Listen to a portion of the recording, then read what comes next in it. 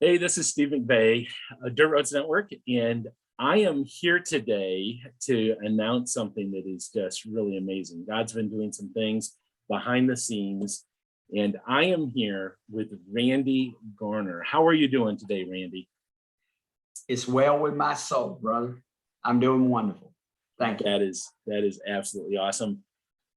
Dirt Roads Network has been praying. We've been praying about how we can reach more rural and small town pastors with the ministry that God has given us. God has been blessing us in so many ways.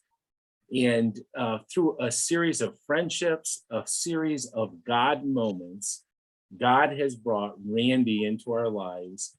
And we are announcing today that Randy is joining the staff of Dirt Roads Network and is going to be a vital part of the ministry that we do. And so, Randy, I'm going to ask you, could you just tell us about yourself? Tell us about your ministry. Tell us about who you are. Somebody asked me that the other day. One of my favorite songs right now is Nobody by Casting Crown. I'm a nobody, Steve, trying to tell everybody about Jesus who can change their soul, save their soul. But in a nutshell, I have been pastoring for a number of years. As a matter of fact, what opens the door for me to be able to be a part of this ministry is I am retiring at Christ Community Church. I like to use the word retooling. I am retooling at Christ Community, transitioning, that kind of thing. After 25 years, I was blessed to be able to come to Williamsburg, Virginia 25 years ago and plant Christ Community Church. And let me just not put in all the details, but in that journey, Christ Community Church has been blessed to plant two other churches out of us.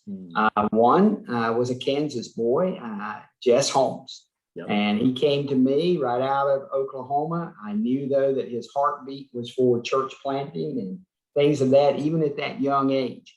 Partnered up with me, and we planted Broadcast Church. He wants to broadcast the gospel to a lost and dying world.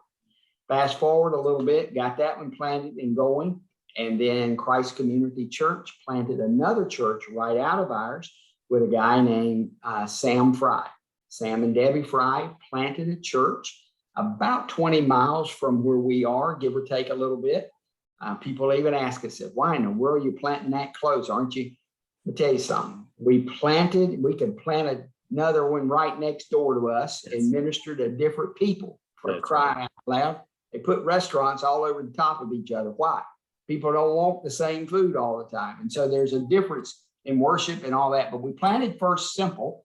And Pastor Sam will say that it's a simple gospel message for a complex world. We did that. Then you fast forward a little bit more, and one of the guys had gotten saved and anyway, went on, called to ministry, got ordained. We adopted a church in the middle of almost nowhere. And it was a church that was really, it was struggling in many ways. And it was probably a high likelihood it was close to closing the door, probably. And we adopted that church, and about 3 or 4 years later now, let me tell you something. It's not a big church. And here's what I say, Steve. It's not the size of the church. It's the size of the heart that matters. And that church, for no larger than it is in that community, it's been completely revitalized. The church, this parsonage, and their fellowship hall. Yes, they're still old, but if you went there, they smell good. They look good for that age. The church, I mean, it just has. It's gone through that revitalization. But more importantly than anything, Pastor Rick, he is the chaplain with the fire department there, and he and Brenda have just in that community have taken Jesus. And I know I can go on and on, but one more thing, back at Easter, they wanted to do a community Easter egg hunt. And this is a church that's less than 50 people. Yeah. Actually, this is a church after COVID that's less than 40 people. I mean, their numbers have not come back up after COVID, but they're still doing really well. They wanted to do this big, gigantic, for them, Easter egg community. The bank in the town donated the eggs and everything. And if I'm not mistaken, I think they even helped stuff candy in them and stuff. The city gave them the park without charging them anything for it. And people got involved. It was phenomenal. So my point is, it's been revitalized.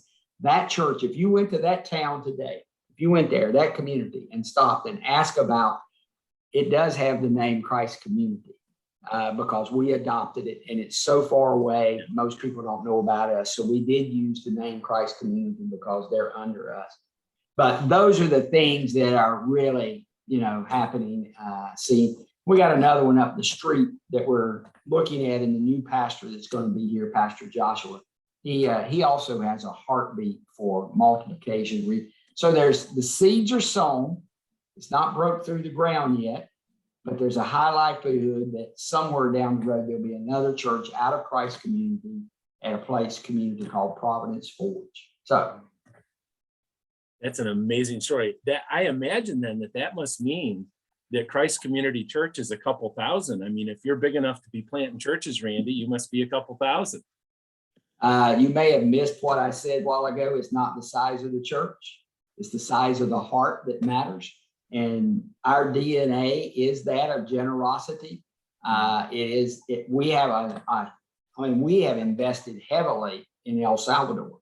And we actually, the Central Church in El Salvador is our partner daughter church. I can't speak English, let alone Spanish. You're good. But back to answer that statement that you made. No, our church back when we first started planning was a church of about, when Jess planted, we were probably 130 to 150. Yep. When we planted First Simple Church, we were a church that probably averaged at that time around 180. We had those Sundays where we were over the 200 and that kind of thing. Part of my makeup has never been to have the large church or the mega church or whatever. That was not part of what. First of all, I didn't think I was capable of pastoring a small church, let alone anything any larger. That wasn't me. But I also thought, and I watched, seeing those things of multiplying. So our church, when we planted First Simple, was a church of probably 170 or 80 people for sure. But we took about 20 to 30 people, depends on what day they were there. And many of them were leaders in Christ Community. They went down the road and partnered with Sam to plant. Can I tell you this? Did we have time? One little sidebar on that was the day that we were on the platform and I was giving Pastor Sam the baton and all of this kind of stuff. I stood on my platform. My wife, she about had a heart attack before it was over with, but I looked at my congregation and I said, listen, this is going to be the launch date when they're going to start. Any of you in this congregation that want to go with Pastor Sam and help plant this church and grow this church, not that you need my permission nor my blessing, but you have that. And anybody that Pastor Sam wants to ask or recruit, he has my blessing. So don't be whispering. And somebody said to me, Steve, they said, well, what if everybody goes? I said, well, I planted one time, I'll plant again. So anyway, but it happened. God has blessed us way beyond. Yeah, they're not mega churches. They're not that 2,000 or that 1,000 or that 500. But again, it's the size of the heart that matters. Absolutely. Absolutely. I'd rather have 10 churches of 200 than one church of 2,000 any day in terms of kingdom impact. At the very heart of what Dirt Roads Network is, we believe that churches are called to be rivers, not lakes. Absolutely. We're not really supposed to be gatherers only. We're to be gatherers, growers, and then goers. Come, grow, and then go. And so, Randy, you fit in so well with us. At Dirt Roads Network, our mission that the Lord gave us when we founded this ministry 4 years ago is we want to transform rural and small town America by planting and revitalizing life-giving, community transforming, Bible-believing churches. And if you really think about that, that's an audacious goal. And there are around 4 ways that we do that. One is, like the conferencing and podcasts and all those types of general things. But there are 3 ways that we do deep dives where we really try to accomplish the mission of revitalization and planting. And so that is, we develop church planting networks where a series of smaller town churches come together and plant together. We do church revitalization, where we take an entire congregation through the process of developing their own ministry action plan. Yeah, They don't good. need outsiders to come in and tell them. But we come in and guide them through creating their own, and then we coach the pastors in the implementation of that. And then leadership development. And this is our cooperative program, where we meet with pastors right now around the country 2 times a month for training, for peer mentoring, and for building up the leadership of the rural church. And Randy, what you're going to be doing, and what we're excited about, is you live over there in Virginia. You're from North Carolina. You understand that culture so well. You're going to be helping us in the areas of church revitalization and in leadership development, running these cooperatives. And you've been a part. You've been able to see how the cooperatives are going. And I just wondered what you would say about cooperatives and what you see God possibly doing through those. Yesterday, I sat with a pastor that's outside of our denomination, had lunch with him, and I shared this concept with him about the co-ops and what they were doing, because I had set in on some that you were leading. And I told him, I said, and he's a Lone Ranger. If it wasn't for me, anyway, another thing. But when I watched what was happening with these guys when you were doing the co-ops, we don't have time in this to share all of the details about it. But it gave those pastors a sense of belonging and a sense of worth, not based on their attendance or their income, but kingdom value for kingdom growth. Yep. And it thrilled my heart to watch those guys in this, because I was a observer looking. And even with me coming in, there was one group that I was in that some of the guys knew me, but in the rest of them, they didn't have a clue who I was. And still to hear and see and listen to them talk about how that co-op met a need in their life and in their ministry. And the concern, I mean, I saw it in you and I saw it in the others. It's not just about the church. It's about their families. It's about strength in there. It's about growing healthy pastors. We need them, we need healthy pastors, and that's a part of it. But having a place where they can come and share and be fed, to be equipped to really be spiritual leaders. So I'm excited. If you could go back and pull my journal from 6 months ago or a year ago, and some of the things that I had journaled when I retired, because people kind of know me and they think, this dude is not going to be sitting back in a rocking chair. What's he going to do? And I ride a motorcycle. So some of them thought, well, I just go on this long excursion and ride. Now that does sound good. But they knew, and I knew that I was going to be in. If you looked at that journal, if I put that page out, I talked about doing revivals and things of that nature where the opportunity would be. I talked about investing, because one of my gifts, I think, and I say this humbly, is an encourager. I'm a Barnabas. I even thought about starting a ministry called Barnabas, but there was a dude in the Bible that already had that, so I didn't think that would be good to start. But people say that. That's not what I say. That's what some have said to me. And so I wanted to be able to do that. If I can, I want to be able to add value. And that's what I said. So I give Jess the credit. Let's give him credit. Jess introduced us. Yes. And because he looked at me and said, you guys would probably do well together. So that's where it comes from. Absolutely. I'll quit ranting.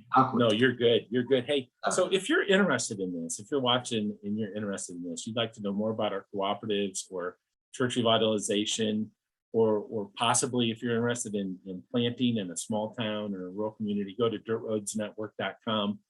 And we want to let you know as well that this is going to put Randy in a position where he's available to do retreats and revivals and even some coaching, possibly if you need someone who has proven that they know how to lead a river church, and you want someone to help coach you into that, you can contact us. You can reach out directly to Randy. That'll all be easily available as we go forward.